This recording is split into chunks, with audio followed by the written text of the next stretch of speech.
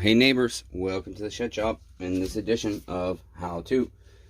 Today's date is April 3rd, and I have on my bench a Bulldozer Victim MS193T.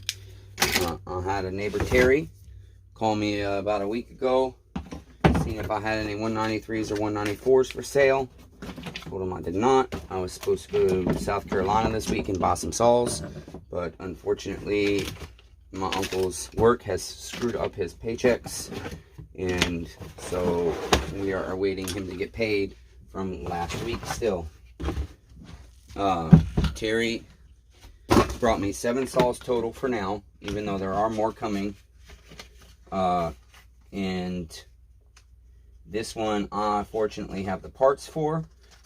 So we're going to keep some of it like this.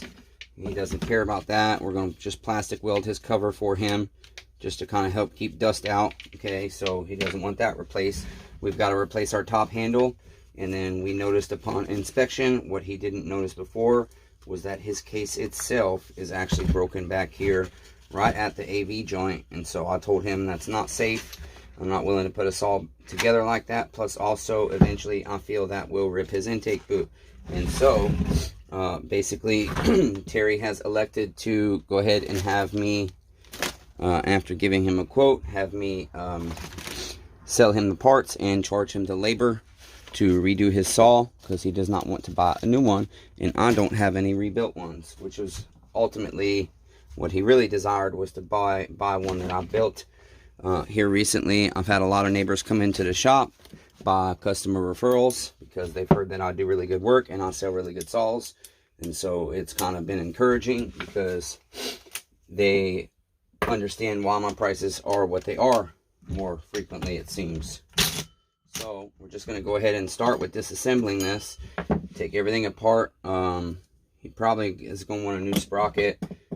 And then we'll show you how to build one of these saws. Because the case being broken, we have to go ahead and take everything off of this and swap it over to a new chassis, or engine housing as some people call it. And so these saws have a lot of little different parts. They're not terribly hard to work on, but they're also not the easiest. The 193T is what I actually use to do my household chores, my limbing and stuff around my yard, and to keep my trees pruned. I like it because it's lightweight. Now, I would love to be using a 200T. However, the 200T is a lot heavier than the 192 and 193s, so that's why I use that, because again, I am disabled. Okay, so we got our muffler off with our 2 T27s. We're going to take this, well, I put the wrong piece in my drill. Take this AV mount out. It's got 2 T20s and a T27. We will literally remove every good part he has and swap it over, including even his clip, because we don't want to charge him for anything that he does not need. And so I got, like I said, 7 saws total from him today. We took in this one. We took in 3 026s, which he needs serviced. We took in a Husqvarna 372 XP Pharmatech clone. They bought 2 of them, and one works and one does not. And what do I always tell you guys about the Chinese stuff? If you order 100 carburetors that are China, you're going to get 50 that work and 50 that don't. If you order you 100 clone saws, you're going to get 50 that work and 50 don't. You order you 100 cylinders, China, aftermarket. I don't care what aftermarket is, if it's not highway or meteor. 50 will work and 50 won't. That's just the way it is. Okay? And so, the guys that came with him, they clearly seemed to know about tuning a chainsaw. And he had asked me, can you try to get this one tuned in real quick while we're here? And he said, I bought 2 of them, and his, meaning the young man that was with him, he said, we do need to replace his air filter. He knows that. He said, it tuned in, I got it tuned in real easy, and it runs great, and it's been through 40 or 50 tanks. He says, but this one, right from the rip, has not run right. And I said, well, neighbor, that's just the way it goes with China saws, China motors, China carburetors. And that just goes to prove one of two does not work. And I said, neighbor, if you got the other one tuned in and you know how to tune a carburetor, and you've messed with this one as much as you say you have and have not been able to get it tuned in, well, that tells me that it's most likely gonna not tune in for me either, because you know what you're doing, so I can't do nothing different than you can. And he says it's so far out of tune now that he's messed with it so much that it won't even run. Okay, you got two 8mm to remove your air filter mount there. And then you've got this shroud that you pop out. Well, usually, I gotta blow my nose, neighbors. Okay, is our phone dying? The screen's dark. Yeah, shit, we got 2%. I better plug you guys in real quick. You guys are gonna die on me. Give you some life support. There's your life support. Okay. Problem is, the cord's so damn short, and I gotta back you guys up, damn it. And everything's in the way, as usual. Okay, I'll get you zoomed in a little here. Okay. It should help a little. Okay. And then we took in 034 Super for him as well. Same thing as the 026s. It just needs diagged and serviced, he says. And then the other one, they had a Husqvarna 450 with a piped muffler.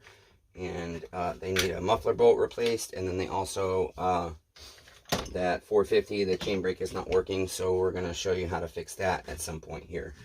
And then when we're done with some of these saws, he's going to bring in some more saws. Okay, this choke lever on these, sometimes you can pry it out. Other times I have to do, which I'm going to show you. So messing with it, you can just put your needle nose on the end of it there on the shaft coming out of the carburetor itself. And just, you don't squeeze tight, but you just snug them up, and then you tap your pliers like so. Okay. I gotta go make dinner. It's 10 o'clock at night. But I went in there and my uncle was cooking, and so it pissed me off that he knew I was going to make dinner soon. God damn it. This is my life, neighbors. This is the way everything goes for me all day, every day. Just damn things just stuck. They always come right off. There we are. That's what I was trying to avoid. But, oh well, at least we were able to find it easy. Okay. And then, yeah, I'm guessing it's full of fuel. I don't want neighbors bring me saws that they know need torn apart and it's full of fuel. Terry also told me on one of his saws that he had made the mistake, I like how he said the mistake, of buying the Stihl premixed fuel. He said ever since he run that through that damn saw, that his saw it just has never run right ever since then. It's never been the same. I'm not a fan of the premixed fuel, never have been, never will be. I don't like it. So yeah, for me it's a no-go on that stuff. Okay, full of oil as well. For now we're going to leave the oil in, and we will just plug the hole up where the oil line goes through. We'll plug the oil line up because I don't have a container to drain that in right now. Okay, while we're over here, we will go ahead and pull our two T27s to get our coil started off. Okay, it does have a washer on it. You want to try not to lose that if you can help it. Okay, there's that one.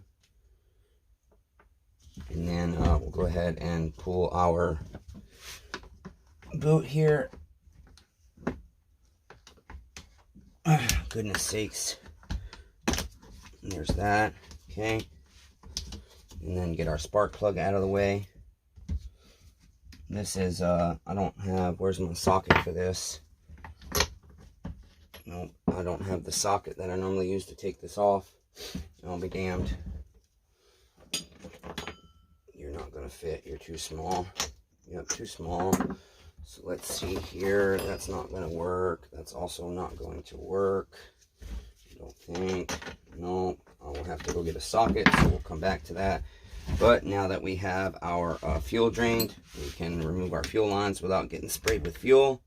Okay, and we should be able to pop our carburetor out. You've got your choke lever there, you don't want to lose that. This piece also goes in the handle, and then you've got your tank vent right here, which you should be able to pop right out. Okay, like so. Okay, you've got a grommet back here for behind your carburetor against your intake boot we've got to get off. We don't want to lose that. Yeah, this saw is just dirty as hell in there. That kind of stuff kills your saw, you guys. You got to keep your saws clean. When you spend money on this stuff, you really ought to do everything you can to keep it clean and save yourself some money. Okay, so there's that wire, and that should be able to unplug right from our coil here. Okay, just to get it out of the way, move our coil aside, because I don't know if we're gonna get that boot through with that spark plug there. I don't even want to find it. And then we need a 13 mil for our flywheel here, which I did just have. Here it is. We'll loosen our flywheel nut. Okay, we're going to leave it on there. Okay, leave our socket on. Hammer and where are my long needle nose? I just used them to work on that Husqvarna. Here they are. Okay, grab your flywheel. Give this a good hit.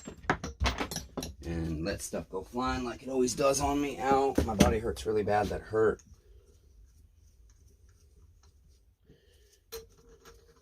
Okay, so now our flywheel is off. You can just stick your bolt to your flywheel so you don't lose it. And then you're going to have 4 T27s to remove your cylinder from your housing. But first, let's go ahead and gently push our intake boot through our handle here. Okay. I believe the tank vent we have to unplug from the line itself. Okay, so we've got that out of the way. Set that aside. That will definitely need cleaned. Okay, and then our impulse hose as well will need to be pushed through carefully. Maybe. I'm sorry. I don't think it's, there we go. Okay, and then our fuel line as well, push that through, and that's trash. Alright, so as I said, you've got 4 T27s to loosen your cylinder here, and I am going to have to go get that socket, because I don't know if I can shimmy this out with the spark plug on. He's also missing, there's usually a little slide back here. Oh, it's in there, I just didn't see it. There we are. Okay, so there's 1, 2, and then flip her over. You'll have 2 more on the bottom here. Here, 1 here. Okay, get those out. Now we've got our oil pump over here we can remove. I think it's just 1 T27 screw. Okay, and then lift that up off of your shaft. This can pop out on you, this little oil feed tube. Okay, you've got your pickup line and your feed tube, and you don't want to lose that. Okay, so we'll just leave our oil pump just to keep our oil in there for now. We will need to remove his chain catch, because that's again another part that he doesn't have to pay for because he's got a good one. Okay, and then as far as the bar studs,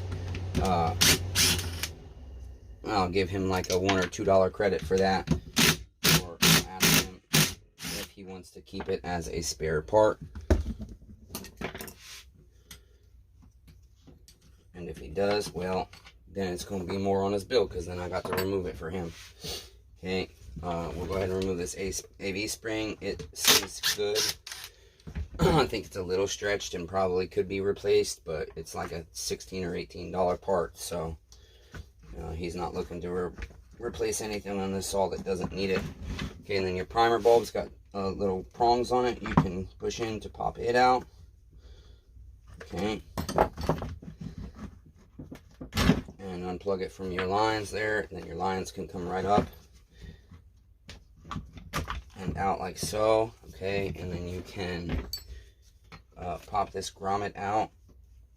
I think it comes out pretty easily if I can get behind it. A dirty ass saw. Really, all his saws are really dirty. I thought these come out pretty easy, but maybe not. Okay, I'm gonna pull the elbows out first then, and then that should help our grommet come out easier. There we are. Okay, so there's that. Oh, we've got to remove our fuel filter, which, where is my little hook for my fuel lines? I didn't hang it back up, and I hate when I don't hang that tool up. That's one of the tools I absolutely hate having to look for, because it's skinny and it can hide real easily. I don't see it, don't see it, don't see it. I don't see it. I don't see it. Well, we're just going to go ahead and use a curved pick here to get our fuel filter out here. Okay. Ooh, gasoline almost hit me in the eyeball. Okay, there's our fuel filter, and then this will come out there, like so. And now, I think now we'll have to go ahead and go get that wrench for our spark plug, because again, I don't think the motor will shimmy out. It will not. Although this is broken, I just realistically don't feel like digging through the other building right now, because everything's a mess because of the construction. But I'm probably biting myself in the ass not doing it. Okay, our housing should come should be coming out right now. The motor's like jammed right in there. Oh, our intake boot will help if we get that out of the way. There's a little shroud right here. And then we got to take our intake boot off. I forgot that step. 4 T27s, I think, on this one. 3 or 4, can't remember. 3. And that will most definitely help us. Okay, and then again, gently pry that up to break the seal. Okay. And then, let's see. Trying to see if we got anything else. We've got this impulse hose. If we get that out of the way, that will also make our life a little bit easier. Okay. And then I cannot recollect which way this slides out. That way. And if we'll be able to pivot it all the way or not. I should have done a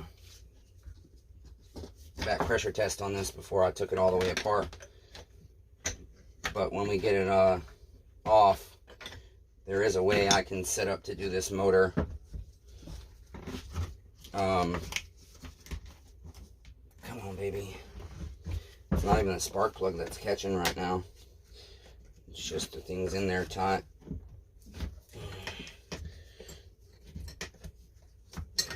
Given the damage to this housing.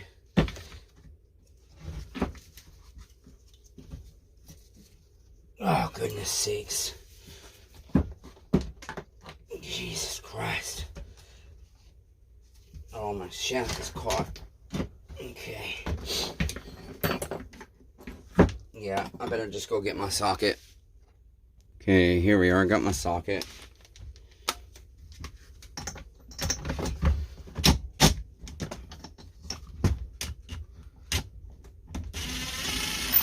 There we are. Spark plug out. Get that out. There is our coil. There is a little rubber grommet down here that we want to get out. Okay. And then I believe that's it. Like I said, we're going to leave our oil pump in for now.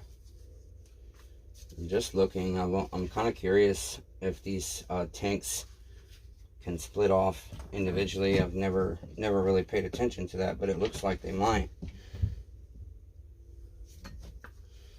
Oh no, you know what? It's molded in right there. So, even though it kind of looked like it, I don't think they naturally separate. No, I'm just playing my curiosity here.